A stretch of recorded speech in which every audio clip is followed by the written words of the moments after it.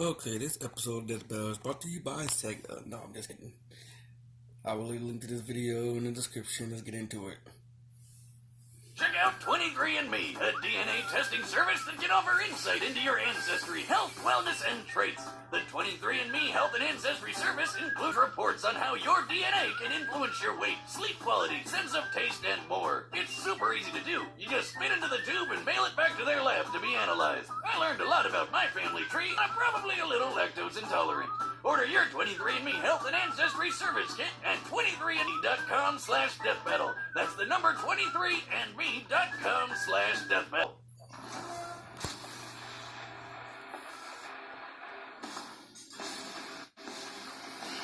Their rivalry is legendary. Their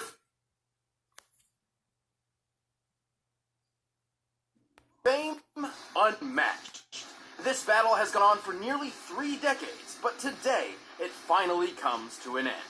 Mario, Nintendo's whimsical Italian turtle crusher. And Sonic the Hedgehog, Sega's specialist of speed. Time to find out if Sega really does what Nintendo don't. For this bout, we'll be using the same rule Deathbell has had for the past 3 years. Most importantly, the original video games will be our primary source for analysis. He's Wiz and I'm Boomstick. And it's our job to analyze their weapons, armor, and skills to find out who would win a death battle. Plumber, carpenter, doctor. Mario has worn many hats throughout his life, but he always does so as a hero. Except for that time he tortured an animal, but no one really talks about that. Born as one of the 7 star children possessing an extraordinary amount of power, And extra horrible crying fits. Mario was assuredly destined for greatness. Then him and his little bro Luigi wound up in New Donk City, where he spent his days throwing shit at monkeys and, fixing toilets. Not exactly the great heroic destiny I was expecting, but hey, at least his girlfriend was smoking. But everything changed after a chance meeting with Princess Peach Toadstool. Her Mushroom Kingdom had been conquered by Bowser, the tyrannical king of the Koopas, and her only hope of rescue lay in the hands of the Mario Brothers. And Mario had all the power he needed to take the Turtle Terror down. He's super tough, super quick, and really, really strong. He can jump several times his own height, smash tanks to bits with his butt, and toss Bowser around as if he's a featherweight. So long, Bowser. Needless to say, the Mushroom Kingdom was in good hands. So was the princess. She even gave Mario a piece of her cake. If you know what I'm saying. Get in there, buddy. You deserve it all. Oh, come on. It's an actual cake. That's good too, I guess. And if his strength doesn't cut it, Mario has plenty of extra weapons and powers on hand. He can already shatter brick with his bare fists, but when he needs the power to break down the toughest walls, he busts out the Ultra Hammer. Sounds like a wrestling move Lou Albano would have used back in the day. Rest in peace, Captain. Forged by 2 master blacksmiths, the Ultra Hammer, combined with Mario's mighty swing, can break through practically any material. And he's got a ton of awesome power-ups, like that spicy fire flower. Actually, while Mario used to need this flower, he has since learned how to use pyrokinesis without it. Well, the ice flower lets him freeze enemies, the Lucky Bell turns him into a kitty cat, and the Super Mushroom gives him a power boost and increases his size. Ha! I bet the princess likes that one. With his frog suit, his swimming ability increases dramatically. With the Double Cherry, he can create clones of himself with no power decrease. With the stopwatch, he can freeze time. With the Cape Feather or the Wing Cap, he can soar to new heights. And with the Starman or Rainbow Star, he becomes totally invincible. For a short time. And with the Gold Flower, he never has to work another day in his life, because he's got an infinite supply of money. Made of people. While he can carry several power-ups at once, Mario doesn't always need them to prove his potential. He's quick enough to maneuver when transformed into a bolt of lightning, and skilled enough to pilot the Star Diver as it rockets through the atmosphere. He's so friggin' manly, he took an explosion to the face that wrecked an entire castle. And even better, he was standing in the middle of this. Based on a standard tennis court's measurements, we can determine the blast of this fireball covered a radius of over 2,000 feet. To reach this distance, the blast must have had an explosive yield of over 2.4 megatons. So what you're saying is Mario could totally play tennis with a nuclear warhead for a ball and be totally fine. Probably. Also, he can throw a baseball so fast it overloaded this speed gun, implying implying it was launched over 999 miles per hour. In the Mario World cartoon, he hurled a dinosaur out of orbit. Assuming this creature is of similar size and weight to a Tyrannosaurus Rex, this feat would require a force of over 135 tons of TNT. Wait, Wiz, I thought you said we're only using the games. Any official material counts so long as it's supported by the games, otherwise we'd be ignoring a huge majority of the character's history. Take a look at this chain chomp. It's actually made up of solid gold. Gold is ridiculously heavy. While 1 cubic foot of iron weighs 491 pounds, a cubic foot of gold is over 1,200 pounds. Luckily, a chain chomp is a perfect sphere, so we can compare it to Mario's height to find that it weighs nearly 6,000 tons. Wait, did he just leave it in that hole? Cash it in, Mario! That thing's worth $366 billion! That's actually correct. Well, yeah, that guy on TV who always wants my gold told me. This isn't even Mario's most impressive feat. At one point, he lifted an entire fortress and punted it through the air. He does the same thing in the manga, and it's pretty on par with the strength he's shown against Bowser, who survived collapsing castles multiple times. Since this presentation makes the castle's size difficult to determine, we measured the entire interior based on maps from the game. By scaling these measurements to the castle's smaller avatar, and conservatively assuming a limestone composition, we've determined the castle must weigh more than 61 million tons. And he just kicked it away like it was a freaking soccer ball. Given the distance it was kicked, Mario must have exerted a force of around 3.5 megatons of TNT. Do you realize what this means? Mario's foot is 231 times more powerful than the atomic bomb that dropped on Hiroshima. Now seems like a good time for a beer. Or 12. Honestly, Mario's absurd strength shouldn't be as surprising as you'd think. While he's fairly naive and not much of a strategist, he's saved the Mushroom Kingdom from Bowser's clawed grip time and time again. And the Koopa King is tough enough to survive a dip in the sun, or even a black hole. Don't underestimate Nintendo's powerful plumber. Here we go! Somewhere out there, on a strange alternate version of Earth, humans coexist with anthropomorphic animals. But this world has been assailed over and over by the vile Dr. Ivo Robotnik, otherwise known as Eggman. Why the heck does he need such a dumb alias when he's already got a name as cool sounding as Robotnik? But hope persisted. Whenever the Eggman hatched a scheme, one did not have to wait long for a certain blue streak to speed by. This was Sonic the Hedgehog. He's the fastest thing alive! He's the fastest thing alive! While Sonic has a superhuman physique overall, speed is his speciality. In fact, superhuman speed is a natural trait for the anthropomorphic hedgehog, though Sonic's abilities are far superior to his kin. Wait a minute, all hedgehogs have super speed? That doesn't make any sense. Well, real hedgehogs are also nocturnal, not blue, and when they try to make friends with foxes, they get eaten. So I don't think Sega cares. Alright then, to stop Eggman from turning all his animal pals into batteries, Sonic cranked up that speed and weaponized it. He can crush his enemies with the spin attack, strike multiple times with the homing attack, go 0 to Sonic Boom instantly with the super peel out, and plow through hordes of badniks with the spin dash. Holy crap! I think this guy would just vomit all the time. He's also used a number of power-ups throughout his adventures, including elemental shields. The Aqua Shield is especially useful as it grants him an incredibly high bouncing jump and protection against his greatest nemesis. Robotnik? No, water. Seriously, Sonic, buddy, learn to swim already and save our ears from that nightmare music. The blue hedgehog can also gain abilities from small alien beings called wisps. They can turn him into a fireball, a yellow drill, a black hole, a bunch of stuff really, even a demonic hungry hippo. But before we delve any further, there is something vital which we need to discuss. It's time to figure out Sonic's speed. Oh boy, here we go.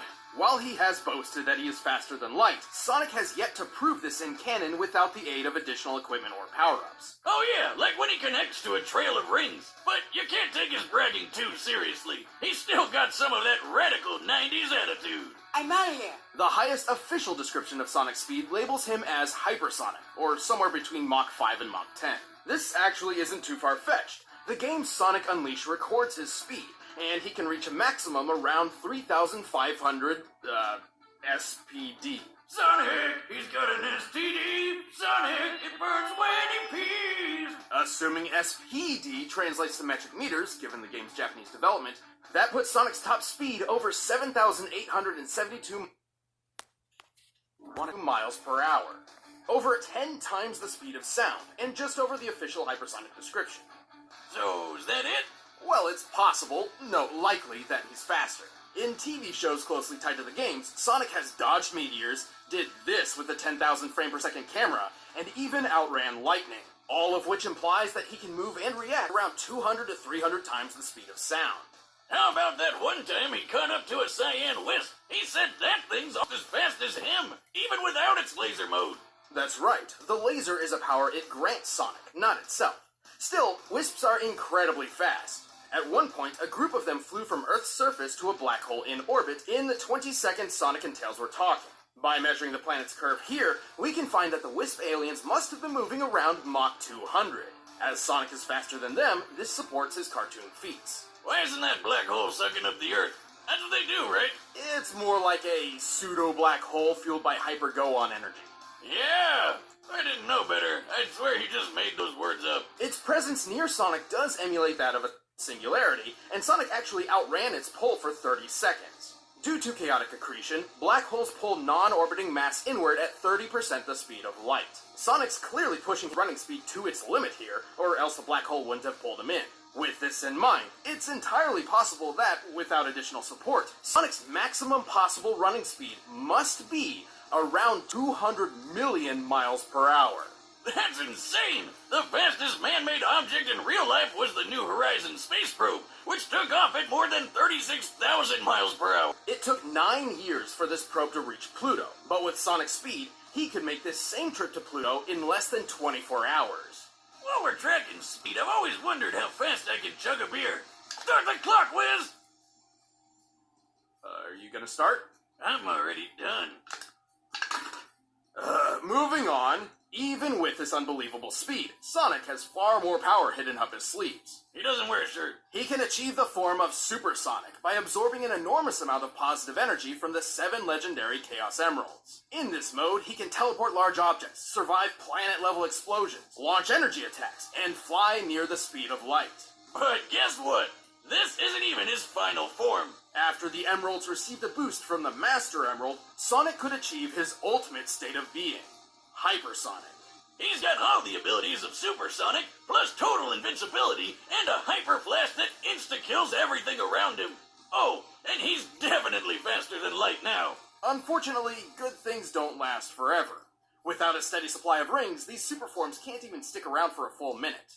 Sonic has resisted mind control from the Overmind, survived re-entry from orbit, and blasted apart a mountain. This would need more than 200 tons of TNT to pull off. And while fighting his evil RoboCopy Metal Sonic, they shattered this enormous stalactite. Holy shit, just look at the size of it! By comparing it to the buildings in this city and applying the density of granite, the most common rock in continental crust, we found that this stalactite must weigh almost 47 million tons. Which means a break like this would need a force of almost 200 kilotons of TNT. Damn!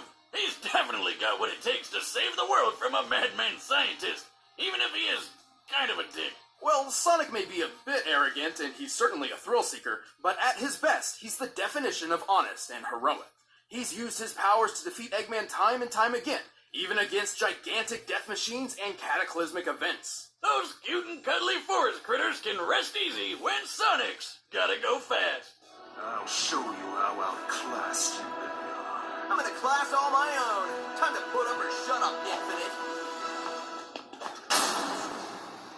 Alright, the combatants are set. Let's end this debate once and for all. But first, all this talk of Eggman's got me hungry for Blue Apron.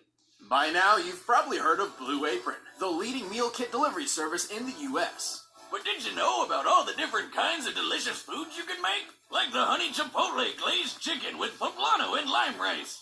There's plenty to choose from, since they offer 12 new recipes each week. All you have to do is choose the 2, 3, or 4 that sound best to you, and they deliver it right to your door. Plus, it's super simple to cook. It's got easy-to-follow instructions and perfectly proportioned ingredients. They're non-GMO, and the meat has no added hormones. My favorite part is feeling like a master chef, making creative and delicious meals with my own hands. You guys really need to try it out. It's pretty nice coming home knowing I'll have a delicious meal I can whip up with ease. So check out this week's menu and get your first 3 meals free at blueapron.com/battle. That's blueapron.com/battle to get your first 3 meals free. But right now, it's time for a death battle!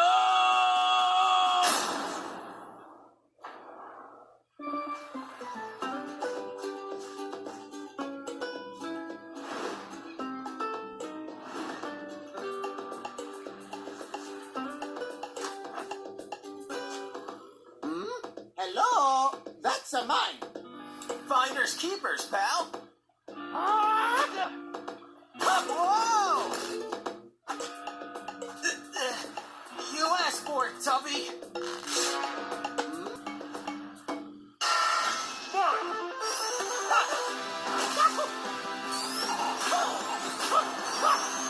You're too slow.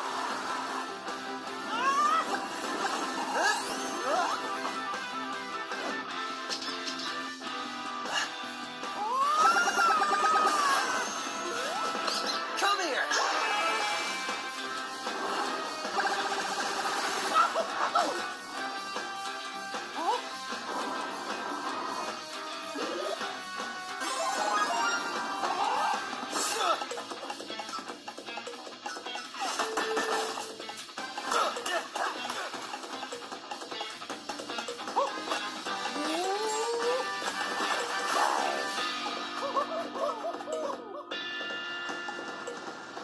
Oh, give me a break.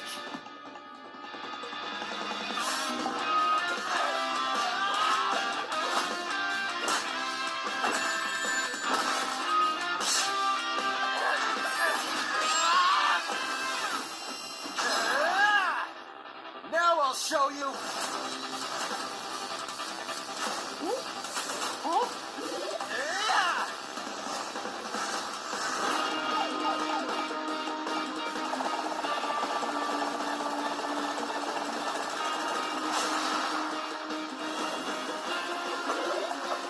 Let's go.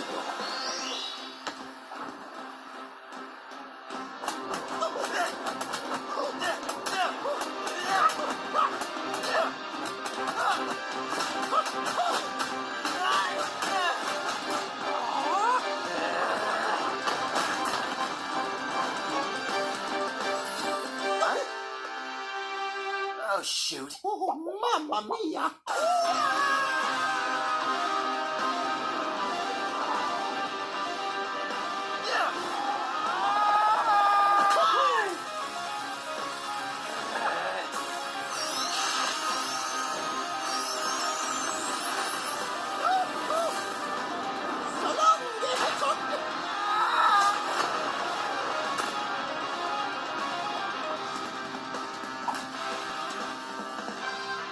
Woohoo! I'm the winner.